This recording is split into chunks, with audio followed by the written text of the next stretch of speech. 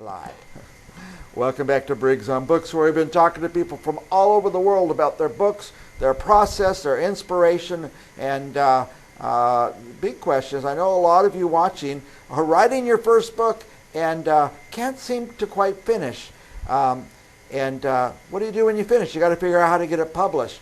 Our next guest has done it. He's done it several times, so we're going to find out from him. By the way, if you're getting ready to pick the next book you're going to read, you're going to want to check out these Stoker series by the author is Tod Benjamin. I have him here somewhere. Let me see if I can find him. There he is. Welcome, Tod.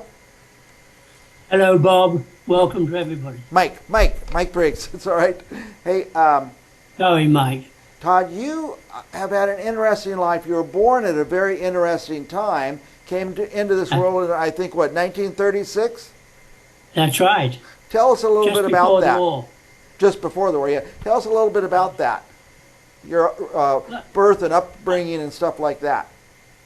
My parents were...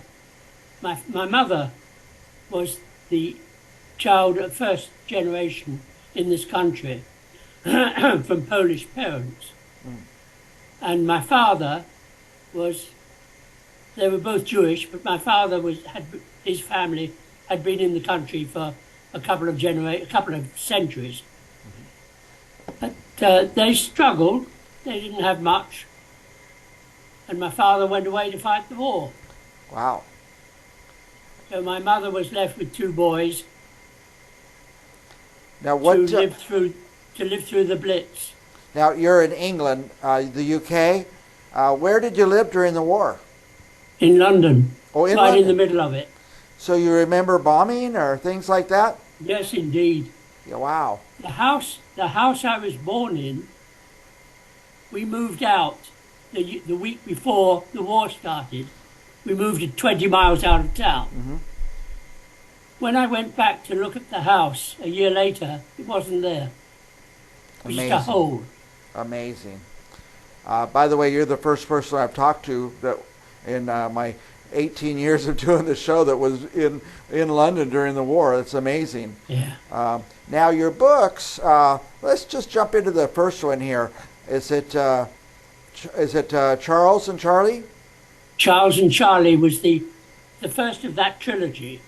Tell us a little bit about that. My second book. Tell us about Charles and Charlie. Charles and Charlie, I thought of the idea. It was my second novel, actually. Mm-hmm. I'd written a book about when I was a young man, but not about me, about fiction. Mm-hmm. And one of the characters intrigued me because I realized I hadn't said enough about him. So I started thinking about what he must have come through. And so I told his life story.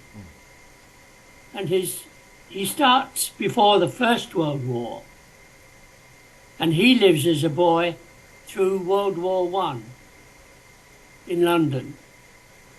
And his father flies with what was then the Royal Flying Corps.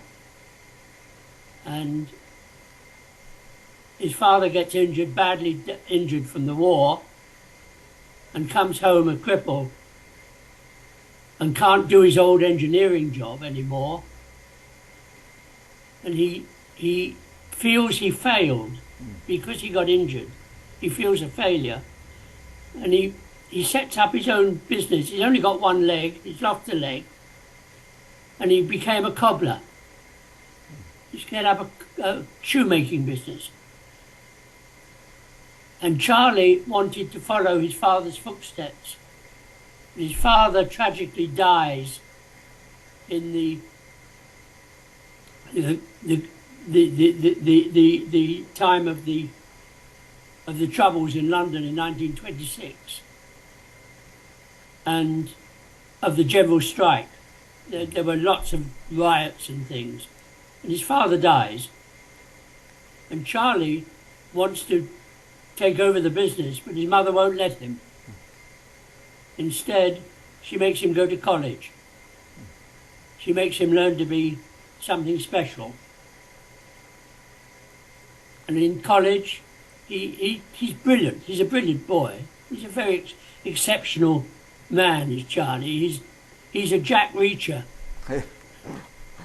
He's a big fellow, blonde hair, and a good man, basically a good man.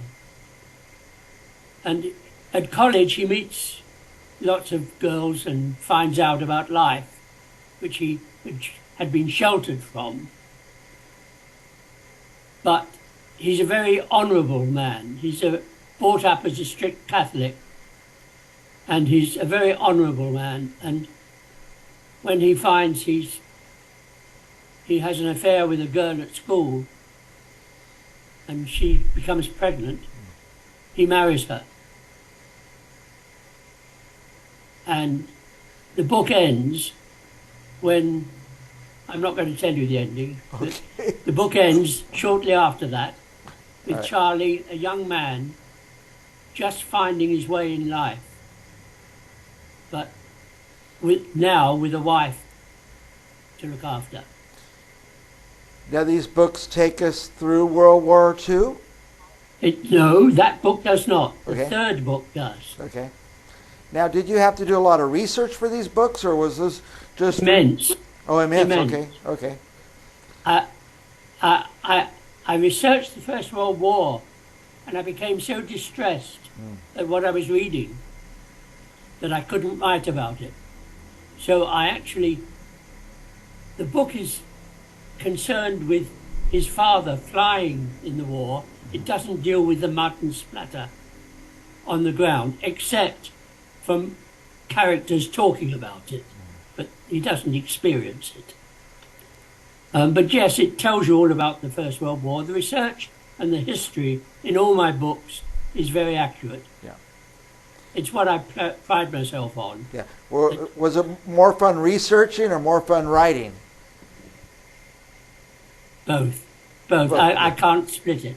Yeah. I can't split it. I love doing both. Yeah. Now, by the way, your first book, how old were you when it got published?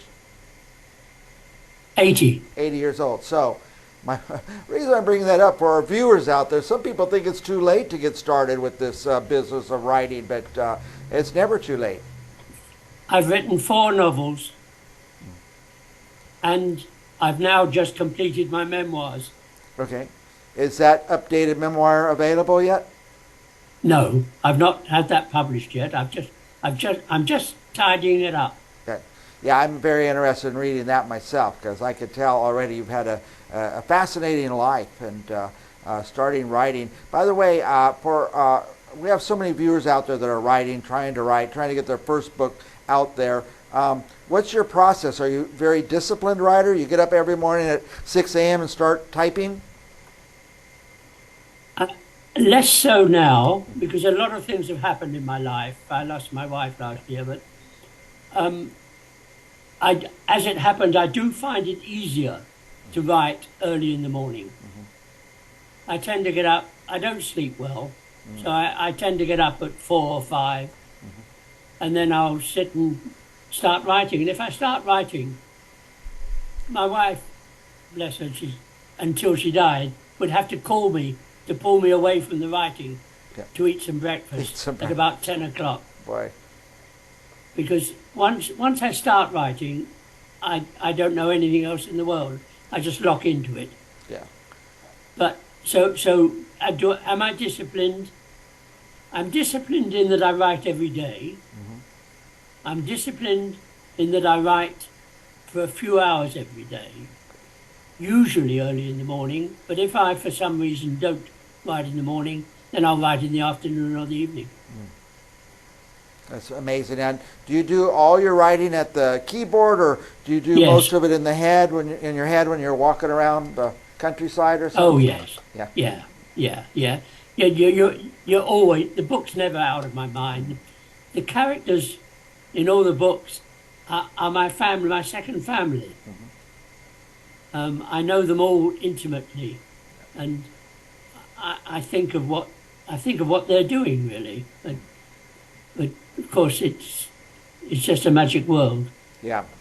Now, if I know they're novels, so kind of made up stories, but would one learn a lot? Is there a lot of information there we're going to learn about London? Or I would like to think that they give a very complete history of living in those times through the two wars and the vital years in between, of course. Yeah.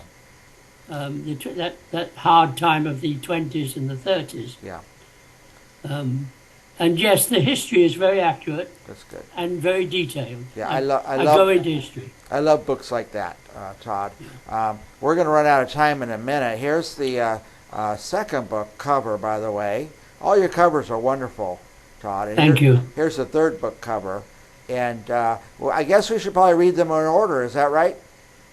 I would advise everybody read them in order. Yeah. It works. It's one big story told in 3 books. Yeah.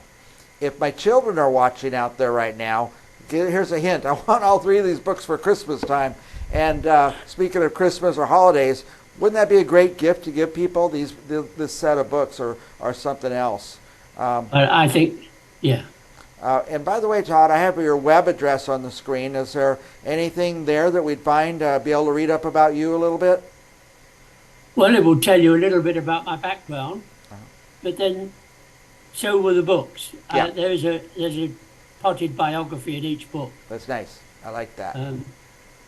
And yes, I've had a very interesting life. I think probably the memoirs will tell the best story when they come out. Oh, yeah. But I'd very much like to read that. So, yeah. Todd. But the novels, I like what you just said is very important, Mike. It's 3 books, but it's one story. Yeah. One story. Now, the books, the formats, I know there's, of course, paperback books are everywhere. Are there? Yes. Can Paperbacks anywhere in the world. Can you read it on one of those devices, a Kindle or something like that? Yes. Yeah. They're available as Kindles. And are there any They're audio books yet? That I haven't done. I think I need to, don't I? Because they're becoming very popular. Yeah. I don't want to complain to you about getting old, but I'm getting to that age I can't see the books so well anymore. That's right. I've been reading more and more audio books. So I'll look forward to those coming out on there. Todd, they're giving me the signal that I've gone way over time. You're just fascinating. I could talk to you all day long. Do you have any last thoughts you'd like to share about your books or you or anything in the world you want to say? You're up. I would say to all aspiring writers, work at it. Don't give up. It's worth the effort. It's not what you earn from writing. It's the joy you get from having completed a work. I would really advocate everybody work hard and write hard. Work hard and write hard. Coming from a man who published his first book at 80. Todd, it's been a great honor to speak to you, and I look forward to reading your books, and we'll have you back on. I'd love to have you on anytime you'd like to be on the show. That'd be great, Mike. We'll talk again. All right, Todd. Thank you. And for our viewers, don't go anywhere because we'll be back with another author right after this.